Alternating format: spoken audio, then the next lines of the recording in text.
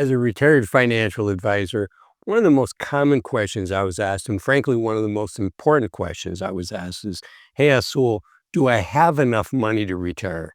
And where this question was particularly challenging to answer is when somebody was younger, so they had more years of retirement, and they were closer to the minimum amount needed to be able to retire. I want to share an example of this, and I'm going to use a free online tool so you can follow along and tweak things, change the numbers if you want to.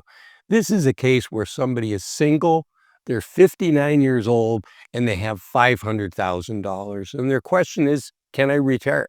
So let's jump in and look at it. The free online tool that I'm using is by honestmath.com. The reason I like this is you can see on their homepage, they have a Monte Carlo simulation, which is a statistical method that's particularly powerful to give you an idea of the probability that you'll have enough money and you won't run out of money during your lifetime. So this is a very high level tool. It is free. And there's only 4 sections that we have to fill out. There's the personal information, the portfolio, expenses, and then the settings. So let's jump in. So for the personal information, instead of the person's name, I've just got 500,000 at 59. I've got their birth date in there, so they'd be 59. Life expectancy of 90.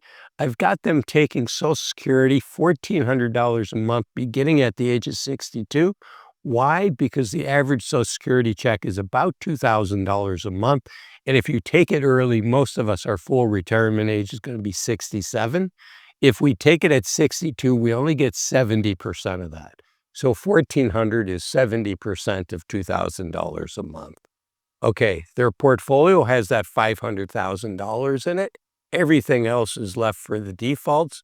And I'm putting in $5,000 a month for expenses, $60,000, because according to the Bureau of Labor Statistics, that's about the average median household spending for a retired couple. It's about $59,000. So close enough at $5,000 a month. Again, the rest is just the defaults.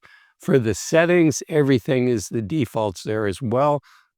And then we click on Show Me the results, and you can see this Monte Carlo simulation. And essentially what we're looking at here is the high end of that light blue range are the people that got lucky, and the light end of that range are the unlucky people, and that dark line is the median. Half the people had more money than that, and half the people, when the calculations were run, had less. Now, this is not the best chart to look at. So let's just say these people run out of money way too early, and so unless they had a fatal disease and they knew they only had 5 years to live or something like that, the vast majority of people would say, no way am I going to retire with this situation. So let's go back. Let's tweak the expenses. Now I'm going to put the expenses. The only thing I'm changing is the expense section at $3,000 a month. We click Show Me, and you can see here, this is a better example showing the Monte Carlo simulation. So the top end of that light blue, where people have about $425,000, $450,000 at 90 years old, those are the top 20%.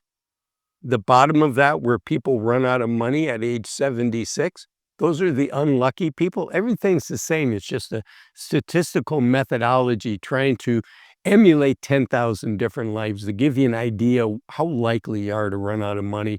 And the median person, that dark blue line, you can see runs out of money about 83. And you can see the first couple years after retirement, they did really well. Their account grew. But then it started to go down pretty quickly. So, some people would be comfortable with this. There are people on YouTube that have retired with $500,000. The ones I know about tend to be single. And I think they're spending about in this range. So you can see, in half the cases, that money's going to last till they're about 83, according to the simulation. And there is a chance that they're going to pass away with about the same amount of money, $450,000. That they retired with instead of $500,000. That's the top end of the light blue. But let's do some tweaks. Let's see what happens instead of taking Social Security at 62. What if they wait till their full retirement age? We're going to leave everything else the same. So you can see on this page now I've got them getting $2,000 a month at age 67. Remember before it was $1,400 a month, 70% at age 62. That's how it works. At age 62, you get 70% of your full retirement age benefit. So now we're at $2,000 a month. But unfortunately, it actually makes it worse because in that previous example, people ran out of money at 76. The unlucky people, now it's about 74. And the lucky people have a little less than 300,000, where before they had more than 400,000.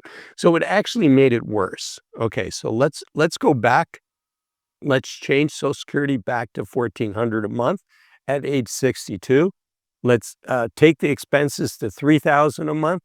And now let's say that, they save up a little bit more money. They have $600,000. What would an extra 20%, how would that make things look? So the only thing I'm changing there is I put Social Security back at age 62. I kept our expenses at $3,000 a month, and now the only thing I really changed was the portfolio balance of $600,000. You can see here the unlucky people pass away at 82. Over half of the examples here, people reach age 90 and still have $200,000 about. And you know what? The top 20%, the lucky people, their money's almost tripled. It's over doubled. They have $1.4 million at age 90.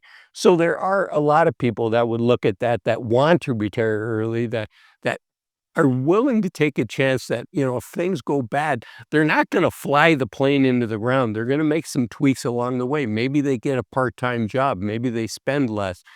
Maybe they get an inheritance. Maybe an aging parent passes away. But the trade-off of continuing to work more years is you have 100% certainty of losing those years. But as you can see here, in this case, if they retire early with the 600,000, you can see over half of the people are still going to have $200,000 when they pass away.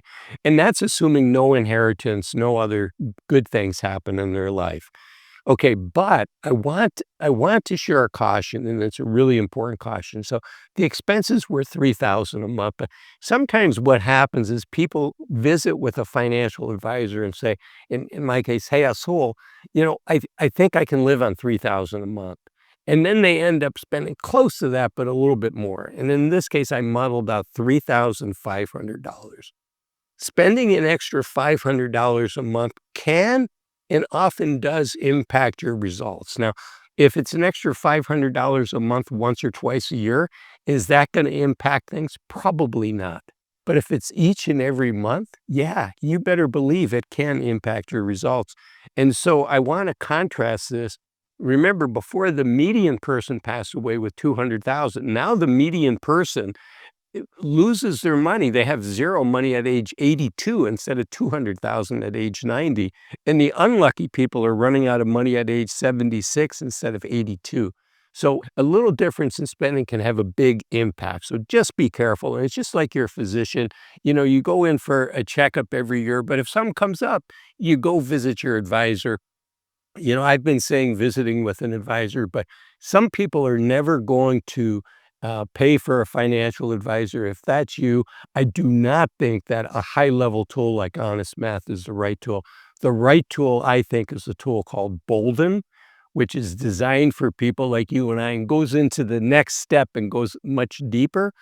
And you can find a link for Bolden. It used to be called New Retirement in the description below. This video is not sponsored by Bolden, but if you do use that link, you'll be supporting the channel. I am an affiliate. Thank you. If you like this video, the YouTube algorithm says this is the next video of mine specifically for you that you should watch next. Thanks for watching this one. Bye-bye.